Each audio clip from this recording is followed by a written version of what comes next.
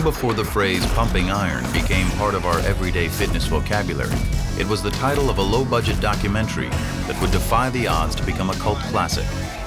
On the 25th anniversary of that film, Cinemax presents the story behind the making of Pumping Iron, the film that introduced the world to a charismatic 28-year-old bodybuilding champion known as Arnold. With never-before-seen outtakes from the film, the only thing that's left is Arnold's bullshit. as well as candid comments from the cast and crew 25 years after the film was released. At the time when I first saw it, I was like mortified, saying, oh my God. I went overboard many times. We were really struggling to get the movie made, and people were laughing at us. Cinemax presents a tale of sweat, muscle, ego, and glory in the golden age of bodybuilding. Raw Iron, the making of Pumping Iron.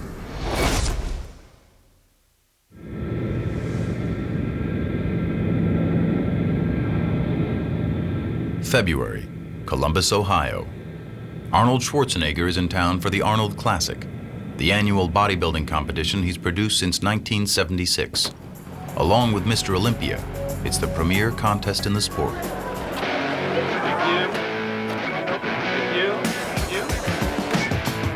Bodybuilding has come a long way since Pumping Iron was released in 1977. The contestants are bigger than ever, and so is the stage show.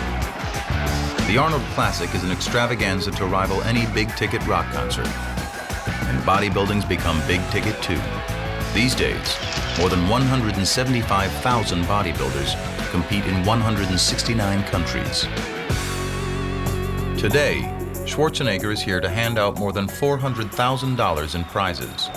But he's also here to see some old friends who have gathered backstage.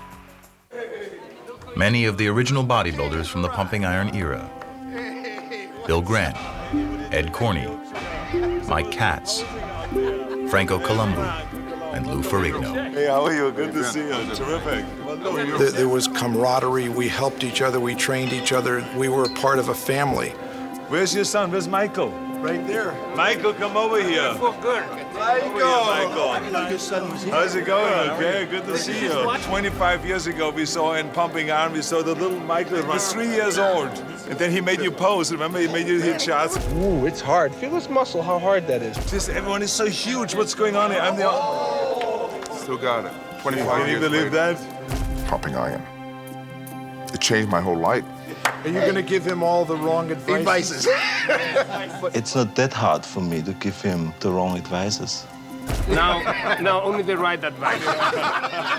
It was so much fun and enthusiasm. Great. Oh. It was incredible. Let me tell you, she said, now she's his mother talking about my mother. He's talking about pumping up. He's talking about pumping up. He's talking about psyching me out. He couldn't shut me up then. He can't shut me up now.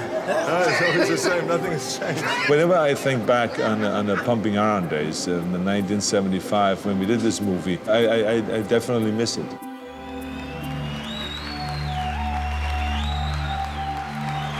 Back before Pumping Iron, he was known as the Austrian Oak, but he was unknown outside the marginal and misunderstood sport called competitive bodybuilding. It was a tiny little world, and 300 people would come to the contest that night. They would go crazy over Arnold Schwarzenegger, so he was king of 300 people. It's just that Arnold hadn't burst out of that world yet. Photographer George Butler and writer Charles Gaines were fascinated with the bodybuilding subculture and collaborated on a book they called Pumping Iron, which featured the young Austrian bodybuilder. Butler wanted to turn it into a film, but Arnold wanted to retire.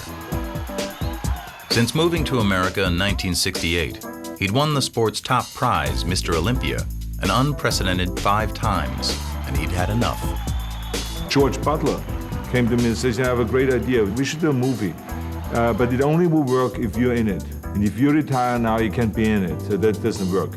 Butler knew the weird and wacky world of bodybuilding had all the makings of a fascinating movie, but how to get investors aboard, it would be a tough sell.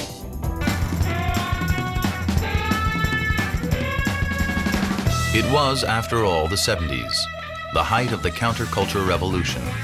The last thing on anyone's mind was muscle men.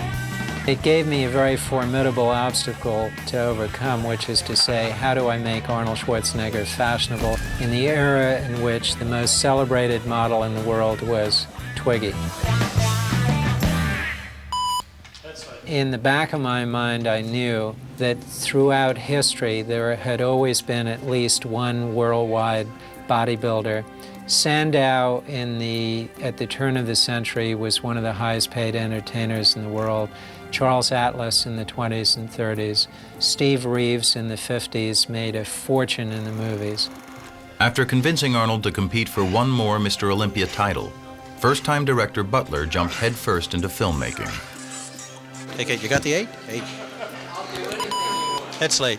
Just talk to these two guys here. The concept was simple. Shoot the intense training leading up to the Mr. Olympia, then shoot the competition itself. Just let the story unfold in front of the camera. He started by shooting a test film for investors. In this never-before-seen footage, the first frames ever shot for Pumping Iron, Arnold pumps up backstage for a posing exhibition.